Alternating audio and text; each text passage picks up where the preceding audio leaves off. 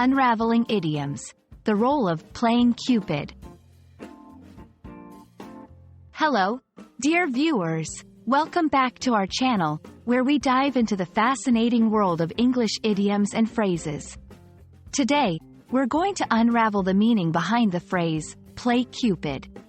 Whether you're a language enthusiast or an English learner, understanding such phrases can be both intriguing and essential. So, let's get started and explore what it means to play Cupid in the English language. Before we understand what the phrase means, it's important to know who Cupid is. Cupid is a figure from Roman mythology, known as the god of love. Often depicted as a young boy with wings, he carries a bow and arrows. The legend says that whoever is struck by Cupid's arrow is filled with uncontrollable desire. In art and literature, Cupid is a symbol of love and affection. Now, when someone says they are going to play Cupid, they are not suggesting they're taking up archery or sprouting wings. What they mean is that they are going to try to create a romantic relationship between two people. They might do this by introducing potential partners to each other, arranging a date, or even just talking up one person to the other, highlighting all their good qualities.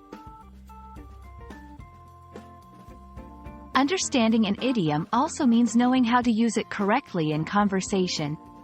Let's look at a few examples. After I told my friend how wonderful you are, she wants to meet you.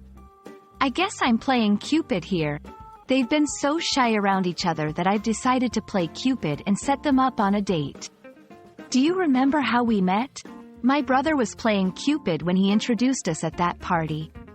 These sentences show how the phrase can be used to describe the action of trying to initiate a romance. What does it really mean for someone to play Cupid in real life? Beyond the initial matchmaking, playing Cupid can have a lasting impact on the relationships and social dynamics around us. While it can lead to blossoming romances and new connections, it's also a phrase that carries a sense of responsibility. Matchmakers must tread carefully, as they are dealing with people's emotions and relationships. So there you have it, folks.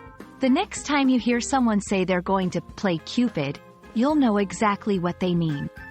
It's all about trying to kindle the spark of love between two people.